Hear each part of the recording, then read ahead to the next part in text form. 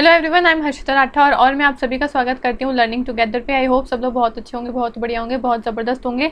आज हम क्या करने वाले हैं, हम यहाँ पे करेंगे आपके सिविक्स के प्रैक्टिस सेट चल रहे थे हमारे, उसमें हम सिविक्स के प्रैक्टिस सेट के क्वेश्चंस करेंगे। ठीक है, ये मेरी क्वालिफिकेशन है, आप देख सकते हो, और ये मेरा पर्सनल टेलीग्राम चैनल है हर्षिता मैम की पाठशाला। इसको ज्वाइन कर सकते हो। यहाँ पे काफ़ी सारे बच्चों ने इसको ऑलरेडी ज्वाइन करा हुआ है। आपको क्लासेस की सारी नोटिफिकेशन वगैरह, क्लासेस के फ्री नोट्स वगैरह मैं यहाँ पे अपलोड कर देती हूँ। आपके एग्जाम से जुड़ी हुई सारी जानकारी यहाँ पे आपको मिल जाएगी। करंट अफेयर की न्यूज़ आपको यहाँ पे मिल जाती है।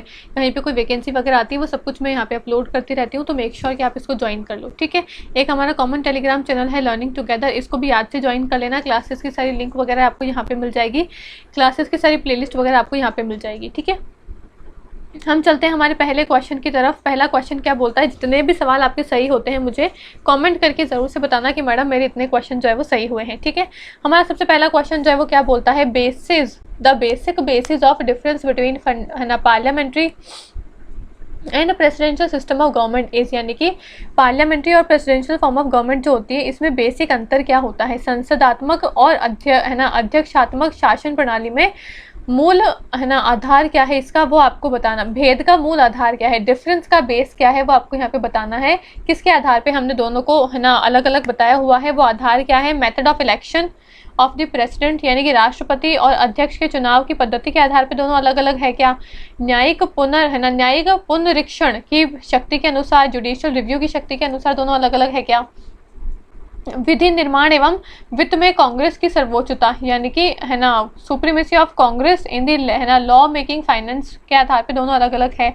या फिर विधायिका एवं कार्यपालिका के पारस्परिक संबंध, mutual relationship between the legislature and the executive, इसके आधार पे दोनों जो है वो अलग अलग है क्या। तो करेक्ट आंसर क्या हो जाएगा, अध्यक्षात्मक शासन और संसदात्मक शासन जो है, दोनों प्रणाली जो है वो किस आधार पे अलग अलग है। तो ये अलग अलग है आपके mutual relationship between the legislature and executive. ठीक है, विधायिका और कार्यपालिका के बीच में जो पारस्परिक संबंध है, उसके आधार पे दोनों ही शासन जो है वो अलग अलग है। ऑप्शन नंबर डी इसका करेक्ट आंसर हो जाएगा। प्रेसिडेंशियल फॉर्म ऑफ गवर्नमेंट आपका यूएस में चलता है, पार्लियामेंट्री फॉर्म ऑफ सिस्टम आपका इंडिया के अंदर चलता है। ठीक है, ऑप्शन नंबर डी इसका करेक्ट आंसर है। आगे बढ़ते हैं, निम्नलिखित में से किसको कानून के समादेश सिद्धांत का जनक कहा जाता है। Which among the following is called the father of command theory of law. Command theory of law जो है, उसके फादर किसको माना जाता है। जेरेमी बेंथम को, जॉन ऑस्टिन को, हॉलैंड को, या फिर जीन बॉदिन को।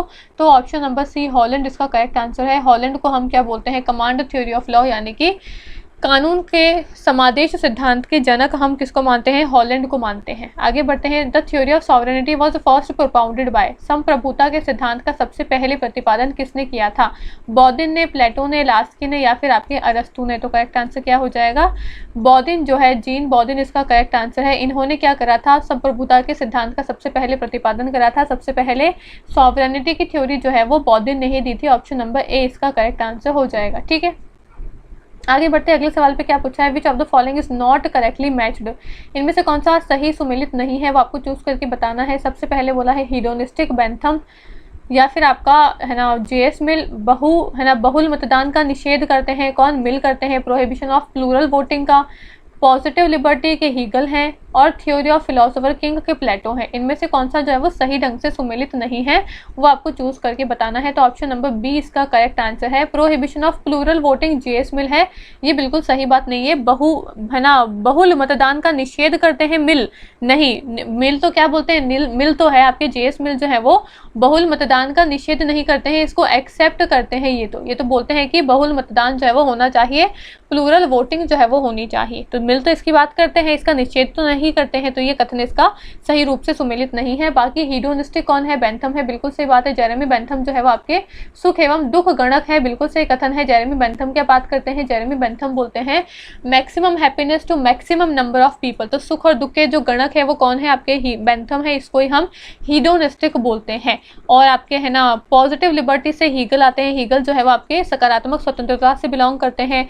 और जो आपके प्लेटो है, प्लेटो का सिद्धांत क्या है, दार्शनिक राजा का सिद्धांत प्लेटो ने दिया है। एक फिलोसोफर किंग का सिद्धांत प्लेटो ने दिया है, जिसकी आयु कितनी होनी चाहिए, जो 50 साल तक की उम्र तक पहुंच गया। उन्होंने एजुकेशन के काफ़ी सारे अलग अलग स्टेजेस बताए हैं और कहा है कि जो भी उस 50 साल की स्टेज तक पहुंच गया वो आपका एक फिलोसोफर यानी कि आदर्श है ना दार्शनिक राजा जो है वो बन जाएगा। तो ये भी आपका प्लेटो से जुड़ा हुआ है। तो ऑप्शन नंबर बी इसका करेक्ट आंसर है।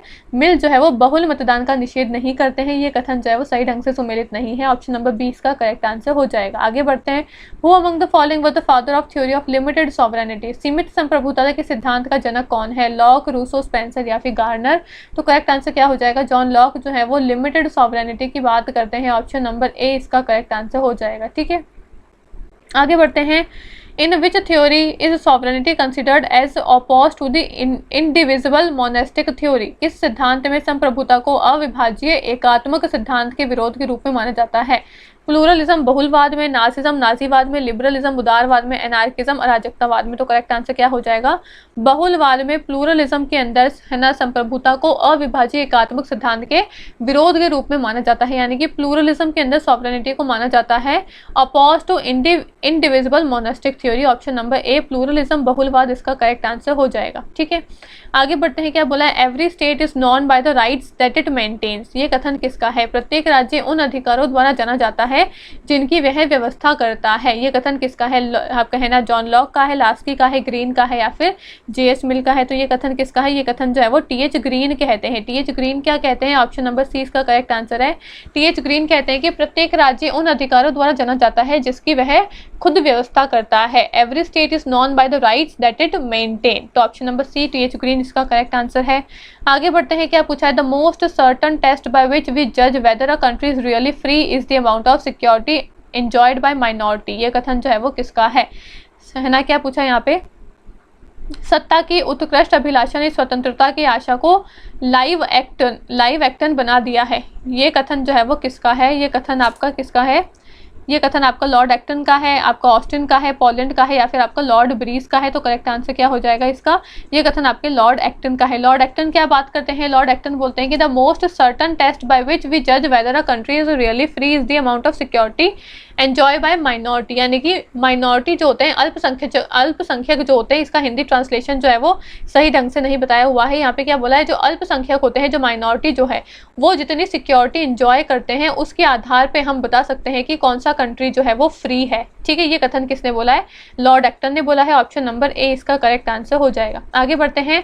Idea of social contract has been received in the new form of present by Robert Nozick, John Rawls, John Locke या फिर हैना आरेंट, यानी कि सामाजिक संविदा के विचार को वर्तमान में नए रूप में पुनर्जीवित किसने किया है, सोशल कॉन्ट्रैक्ट का आइडिया नए फॉर्म में किसने प्रेजेंट किया है, रॉबर्ट नॉजिक ने, जॉन रॉल्स ने, जॉन लॉक ने या फिर आपका हैना आरेंट ने। तो करेक्ट आंसर क्या हो जाएगा, जॉन रॉल्स ने सोशल कॉन्ट्रैक्ट को नए फॉर्म में प्रेजेंट करके बताया है। सोशल कॉन्ट्रैक्ट के थिंकर कौन है, आपके हॉब्स, लॉक और रूसो जो है वो आपके सोशल कॉन्ट्रैक्ट के थिंकर हैं। लेकिन न्यू फॉर्म के अंदर वर्तमान समय में सामाजिक संविदा जो है, सोशल कॉन्ट्रैक्ट जो है, इसको नए तरीके से रिफॉर्म करके बताया है किसने, जॉन रॉल्स ने। तो ऑप्शन नंबर बी इसका करेक्ट आंसर हो जाएगा। ठीक है, आगे बढ़ते हैं। क्या पूछा है, लोक कल्याणकारी राज्य आवश्यक रूप से संश्लेषण है, अ welfare state is necessary a synthesis of communism and idealism, socialism and communism, liberalism and socialism and individualism and a fascism. तो करेक्ट आंसर क्या हो जाएगा इसका,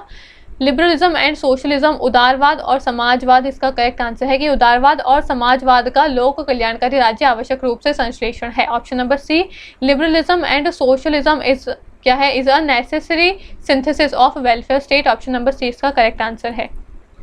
आगे बढ़ते हैं। Which of the following sequence of historical development of state is correct, इनमें से कौन सा ऐतिहासिक राज्य विकास का है ना, कौन सा राज्य के ऐतिहासिक विकास का सही क्रम बताया हुआ है वो आपको बताना है। राज्य का विकास जो है वो किस तरीके से तरीके से हुआ है उसका सही क्रम आपको यहाँ पे बताना है चूज करके।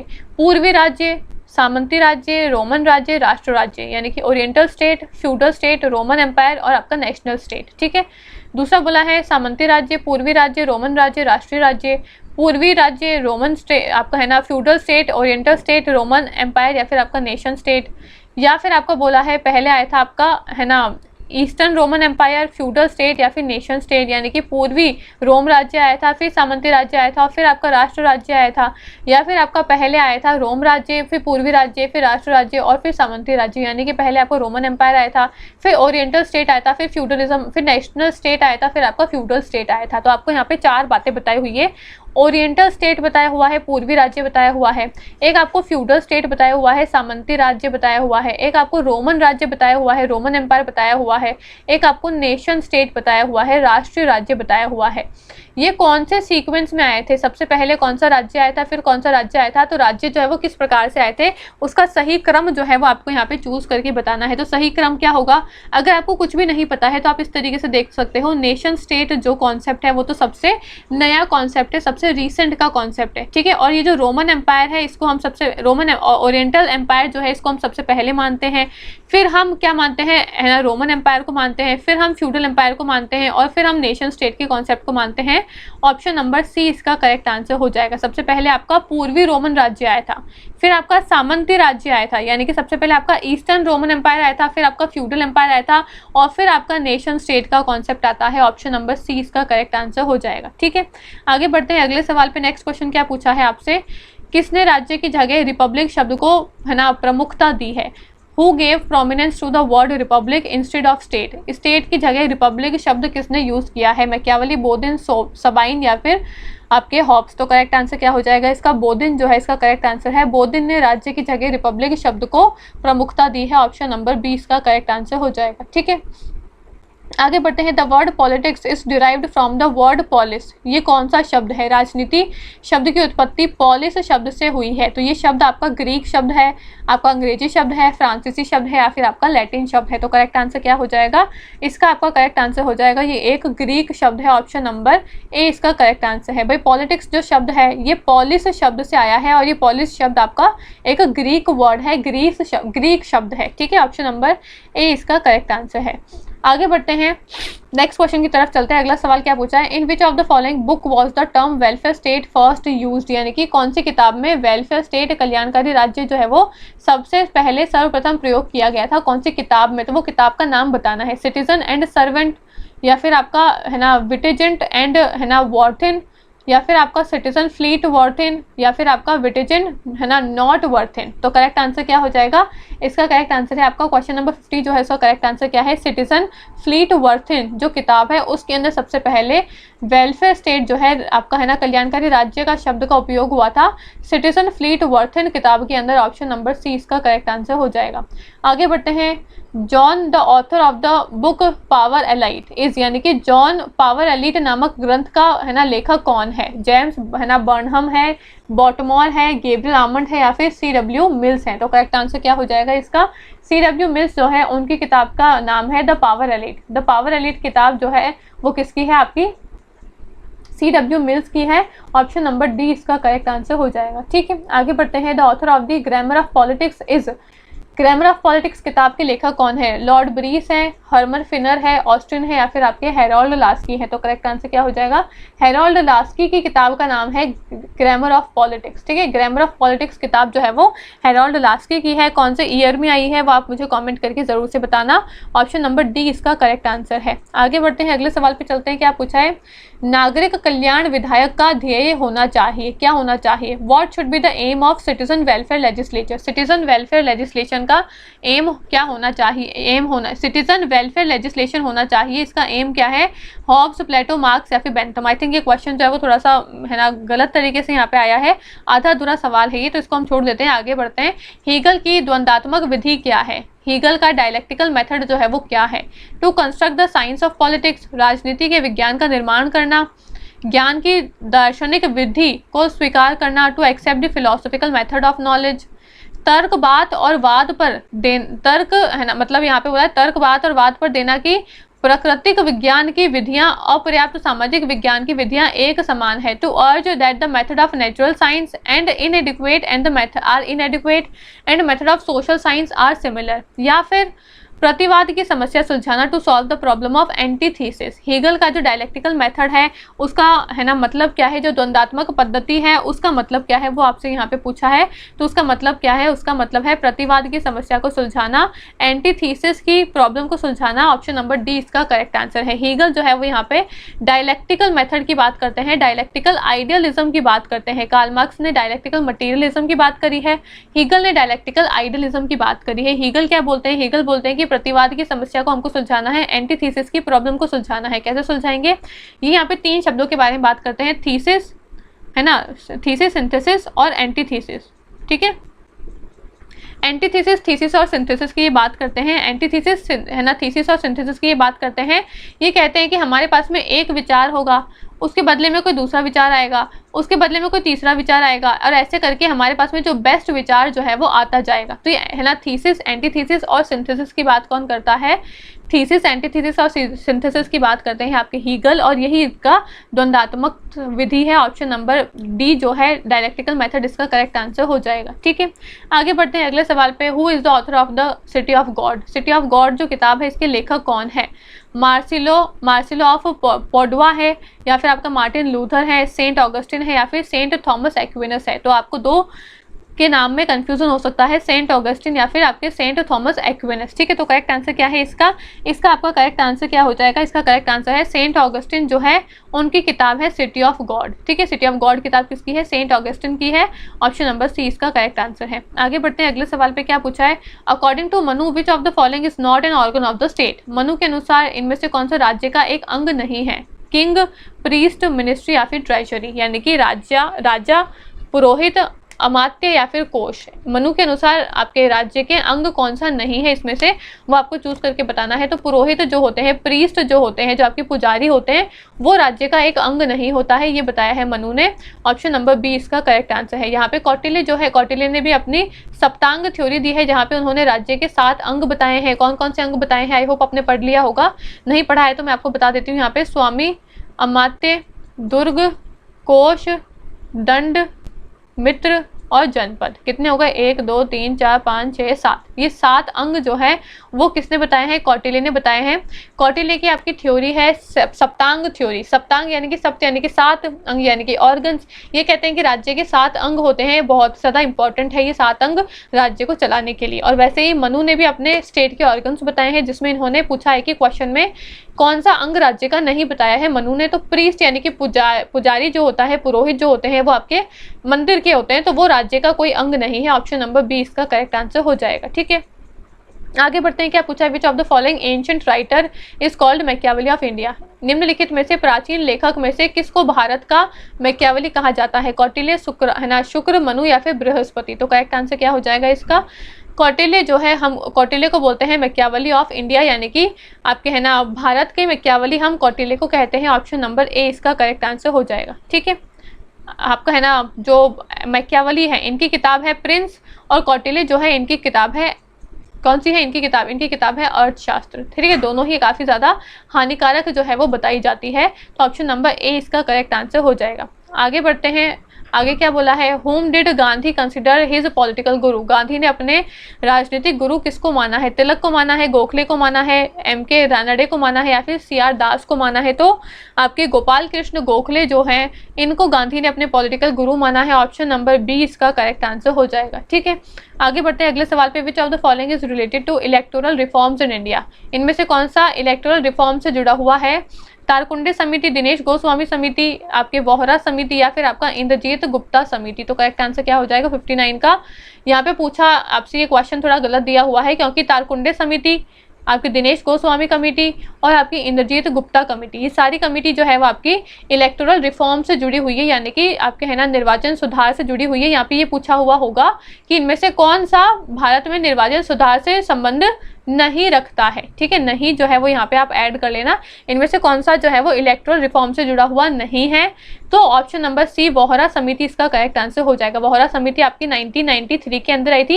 ये क्रिमिनलाइजेशन ऑफ पॉलिटिक्स से जुड़ी हुई है। ठीक है, वोहरा कमेटी जो है वो क्रिमिनलाइजेशन ऑफ पॉलिटिक्स से जुड़ी हुई है, कि पॉलिटिक्स में किस तरीके से क्रिमिनलाइजेशन हो रहा है।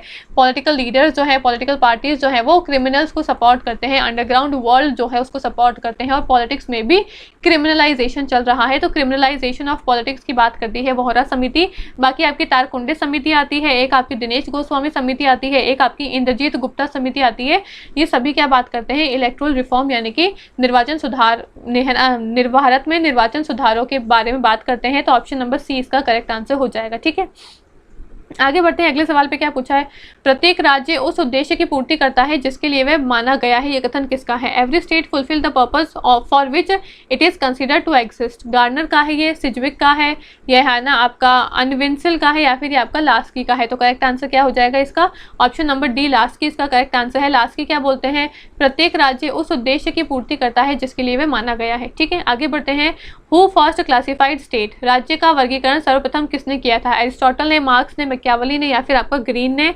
तो एरिस्टोटल ने सबसे पहले राज्य का क्लासिफिकेशन किया था, यानी कि राज्य का सबसे पहले वर्गीकरण अरस्तु ने किया था। ऑप्शन नंबर ए इसका करेक्ट आंसर है। आगे बढ़ते हैं, आज के लास्ट क्वेश्चन की तरफ चलते हैं। क्या पूछा है, in which of the following did Gandhi ji use hunger strike for the first time as a weapon.